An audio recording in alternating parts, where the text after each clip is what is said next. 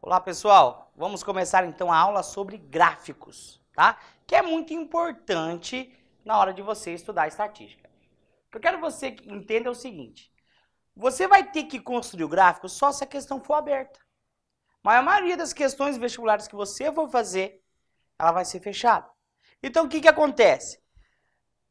É mais fácil fazer a leitura do gráfico do que construir o gráfico. Então eu digo para você o seguinte: se você sabe construir, se você tem a ideia do que o gráfico significa, na hora de resolver um exercício que você vai ter que fazer a leitura, vai ficar muito mais fácil. Então eu vou ensinar você a entender o gráfico, o que ele pede, como é que constrói. E através disso você consegue tirar as informações, tá? Nos exemplos, a gente vai ter um monte de desenho, um monte de gráfico que você vai poder praticar o que você está aprendendo nessa aula, tá bom? Mas por enquanto a gente vai construir. Bom, o primeiro tipo de gráfico que tem é o gráfico que usa barra ou coluna, tá? Qual que é a diferença dos dois? Os dois têm a mesma lógica. Qual que é a diferença? Quando eu falo gráfico de barras, a gente utiliza o retângulo deitado. Esse vai ser o gráfico de barras. Quando eu utilizar e falar gráfico de colunas, a gente utiliza esses retângulos na vertical. Então essa é a diferença. Na horizontal, barras. Na vertical, colunas. Bom, vou mostrar para vocês usualmente como ocorre isso daqui. Tá? É muito utilizado. É o mais utilizado esse aqui, na verdade. Tá? Erros que você não pode cometer e pegadinhas que você não pode cair. Tem gente que usa isso com má fé. Como assim, professor? Imagine uma pesquisa de intenção de voto para 2 candidatos que estejam no segundo turno, numa determinada cidade. Um dos candidatos está disparado em relação ao outro. E aí o candidato que está perdendo manda fazer um panfletinho para tentar incentivar o povo a votar nele. Seria mais ou menos assim, ó. Ele mandou fazer o panfleto, o desenho do panfleto tá assim, ó. Candidato A e candidato B. Só que o candidato A, ele tá com 75% das intenções de voto. E o candidato B tá 25%. Queridos, realmente dá o 100%. Mas olha que desenho furado. Por quê? 75 é o triplo de 25. O desenho tinha que estar aqui, ó. Mas você vai falar, professor, por que o candidato B então faz isso? Ele escreve aqui em cima, subindo nas pesquisas, quase passando. Se ele faz o desenho aqui como deveria ser, não está quase passando. Agora, se ele altera o desenho, a pessoa que não sabe ler a informação vai falar, nossa, está quase passando, eu vou votar nele que ele vai passar. Isso acontece muito. Outra situação, tá? Imagine que a diferença seja mínima, 51 a 49. Mas quem mandou fazer o panfleto foi o candidato A, o candidato que está ganhando. Aí ele mandou fazer assim, ó. Candidato A, 51%. Candidato B, 49%. Gente, 51 e 49 tinha que ser bem pertinho. Por que o cara faz desse jeito, 51 e 49? Ainda escreve assim, ó, disparado na frente. Inalcançável, já ganhou. O cara que não sabe ler a informação, ele vai olhar só o desenho e vai falar, verdade, tá disparado na frente. Eu vou continuar votando nele porque ele vai ganhar. Esse cara aqui nem tem chance. São exemplos de erro que o pessoal costuma fazer, tá? De má fé, para te enganar. Daí você está falando assim, deve estar se perguntando, professor, mas por que você está falando isso? Em um certo concurso, numa redação, o tema era assédio sexual. E ele pegava uma reportagem, tá, de uma grande revista de circulação nacional que falava sobre isso, tá? A pergunta era o seguinte: o nome do desenho, o nome da tabela, o nome do gráfico era assédio denunciado. E aí trazia sexo masculino e feminino. O desenho era desse jeito. Ó,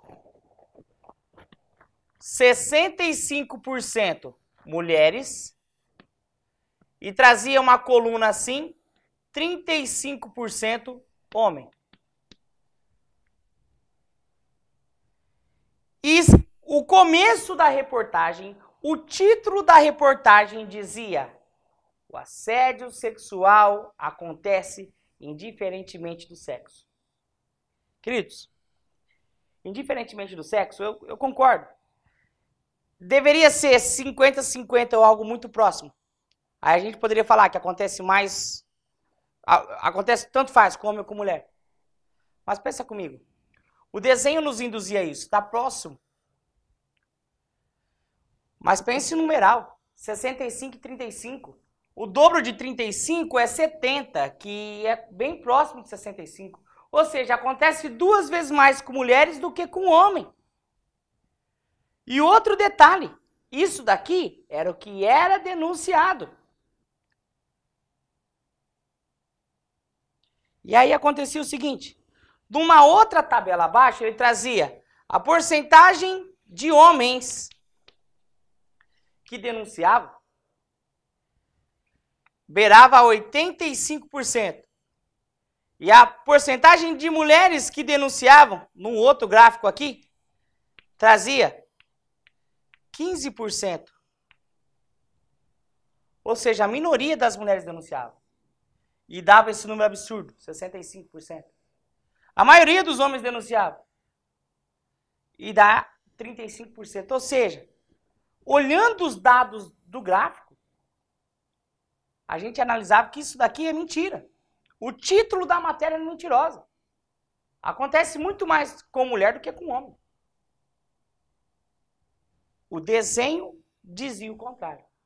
Era para te induzir ao erro. Na hora de escrever a redação, se você seguisse a opinião que a matéria te dava, você fugiria do tema. Preste atenção nesses detalhes. É a matemática ajudando, inclusive, em redação. Mas esse não é o nosso assunto principal. Vamos para o cantinho aqui? Vamos para o nosso assunto principal, que é falar sobre gráfico, tá? E aí eu trouxe uma pesquisa que a gente viu lá na segunda aula, tá? Quantos irmãos você tem? E aí a gente já chega nessa tabela aqui, tá? Só que eu quero representar essa tabela num gráfico, num desenho. Como é que seria representar essa tabela no gráfico, no desenho? Bom, primeiro, são dados discretos, tá? Números e não intervalos. Quando é assim, a gente usa comumente o gráfico de coluna. Poderia utilizar o gráfico de barra? Poderia, mas comumente a gente usa o gráfico de coluna. O que você vai fazer? Como se fosse o plano cartesiano, só que só com o primeiro quadrante, você desenha 2 setinhas. E aí você dá um espacinho e coloca a primeira característica. 0. 0 irmãos. Dá mais um espacinho, desenha 1 irmão. Dá mais um espacinho, 2. Dá mais um espacinho, 3. Dá mais um espacinho, 4. Aqui você tem as características. Dá uma olhada nos números. Olha só, nas frequências. A maior é 23. Então eu vou fazer de 5 em 5, ó. 5, 10, 15, 20, 25. Importante que esses espaços sejam iguais. E aqui a gente tem a característica FI. E aí é só fazer os retângulos. 0, eu tenho 9. 9, chegando próximo de 10, você fecha o retângulo. Aqui você tem a primeira coluna. Depois, 23, subindo o retângulo, até chegar perto do 25, você tem o segundo retângulo. Depois, 2, 11. Um pouquinho maior que o 10, ó. Pouquinho maior que o 10, 11. Tá aqui. Depois o 3, você tem 4. Vem aqui um pouquinho abaixo do 5, ó. Um pouquinho abaixo do 5, você tem o 4. E no 4 você tem 3. Um pouquinho menos que o outro, você tem o seu gráfico de colunas. O que é legal para uma pesquisa? O que é legal fazer o gráfico de coluna? Ele é visual. Se eu sei que é a quantidade de irmãos, você olha para esse e fala, nossa, maior é esse, um irmão. Ó, menor é esse, 4 irmãos. Né? Na sociedade atual, são poucas famílias aí que a gente tem 5 filhos, tá? Lembrando que o conceito de família também é abrangente, né? Se juntar filhos de pai, filho de mãe, separados, tal, talvez dá um número maior. Tá? Então, é um gráfico bacana. Esse é o gráfico de colunas. Se eu virasse ele, a gente ia ter um gráfico de barras. E aí eu chamo a atenção para 2 detalhes. Se eu pegar os pontos médios desses camaradas, tá? Os pontos médios, e eu ligar esses pontos médios desses retângulos aqui, tá? Eu vou ter o que a gente chama de histograma. Então essa linha que sai aqui da origem, pegando os pontos médios, até pegar um pedacinho aqui de fora, lembrando que essa distância sempre tem que ser igual a essa, essa linha chama de histograma. E ainda tem o seguinte, se eu fechar com essa linha aqui de baixo, ele acaba virando uma figura geométrica. Daí o histograma passa a chamar de polígono de frequência. Tá? Então, isso é histograma e polígono de frequência. Tá. Se fosse dados contínuos, como é que seria, professor? Vamos fazer aqui do lado. Se fosse dados contínuos, como é que seria? Vamos fazer aqui do lado. Vou criar uma tabela aqui. Eu não lembro de cabeça o que a gente fez na aula.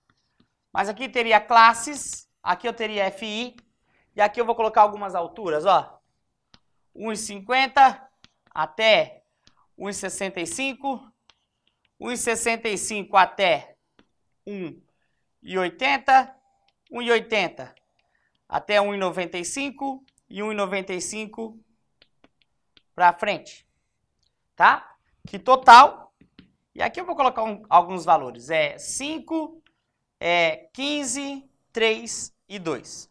Total de 25 pessoas. Perceba que eu tenho valores contínuos, intervalos, e aí, geralmente, comumente, a gente faz o gráfico de colunas, tá? Como é que seria? Vamos fazer aqui no canto, olha só. De novo, você traça, você vai traçar o primeiro quadrante aqui do plano cartesiano. Você dá um espacinho e aí você coloca o primeiro valor, 1,50. Tem alguns autores que trazem 1,50 em cima aqui da origem. Pode acontecer isso? Pode, não tem problema. Mas geralmente você vai achar com um espacinho, 1,50. Aí no próximo, é o próximo limite, que é 1,65. Com a mesma distância, o próximo é o próximo limite, que é 1,80. O próximo, esse aqui, perdão, 1,80. O próximo limite, que é 1,95. E o último, não tem aqui, geralmente não vai ter, mas é só acrescentar. Se está somando 15, o próximo é 2,10. Você dá uma olhadinha na frequência. A maior é 15, então vamos colocar lá, ó, 5, 10, 15. Aqui é a frequência. Lembra que esses espaços devem ser iguais. Aí você vai lá, do 1,50 a 1,65, tá aqui, ó, 5. Você vai subir e você vai ter um retângulo. Do 1,65 a 1,80, 15, vai subir até o 15 e vai descer. Próximo, do 1,80 a 1,95, 3. E por último, do 1,95 em diante, no caso até a 2,10, 2. Tá aí o seu gráfico de colunas. Eu chamo a atenção que quando for intervalo de classe, as barras não têm espaço uma para a outra. Elas são coladinhas, tá? O professor vai ter histograma? Se você quiser, se precisar, sim. Ó, pontos médios. Lembra que o mesmo espacinho aqui é o mesmo espacinho aqui. E aí você traça essa linha, a gente chama de histograma, tá? Riscou embaixo, fechando assim a figura geométrica plana, você tem um polígono de frequência. O que eu já vi de pergunta? Quantos lados tem um polígono de frequência? Você respondeu 1, 2, 3, 4, 5, 6 lados. Bem tranquilo, tá? Professor, qual outro gráfico que tem? Nós temos, gente, mais 2 tipos de gráfico. O próximo tipo que eu vou comentar é o gráfico de linhas.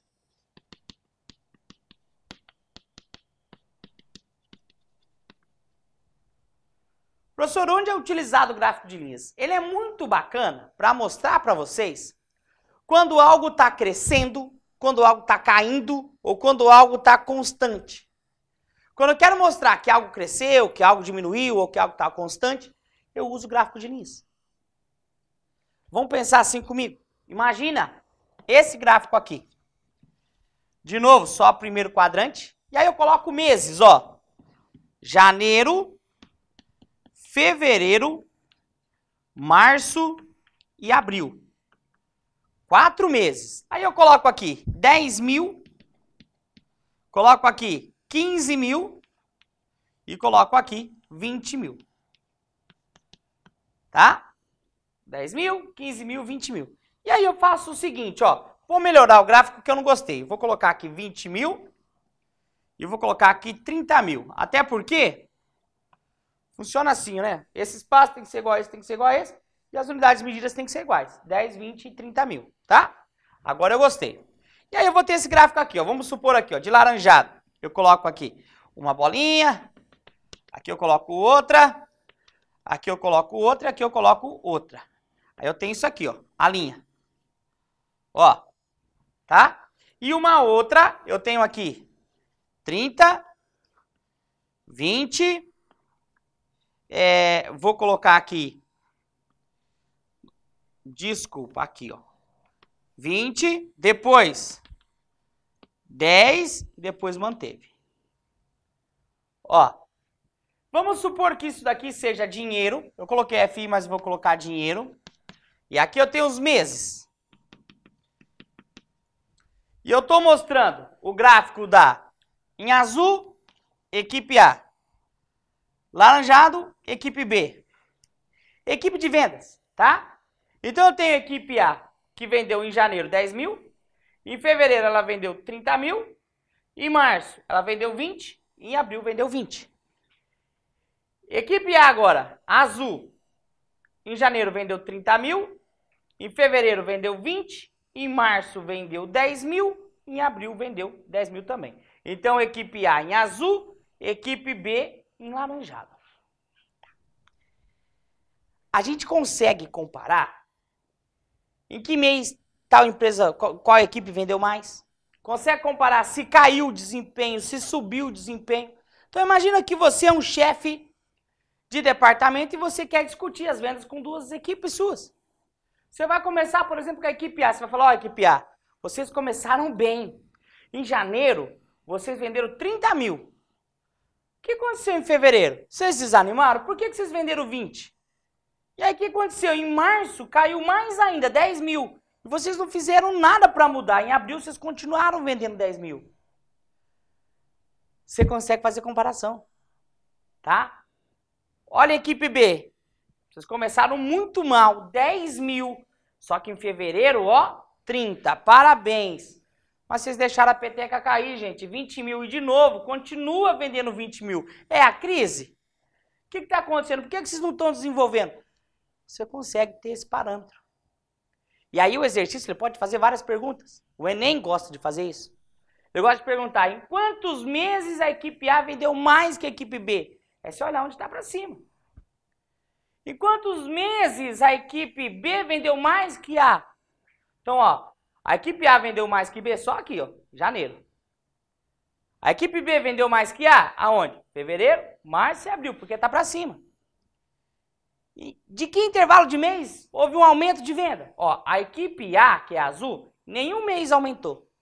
A equipe B aumentou de janeiro para fevereiro. Que intervalo de mês caiu? A A caiu de janeiro para fevereiro, fevereiro para março.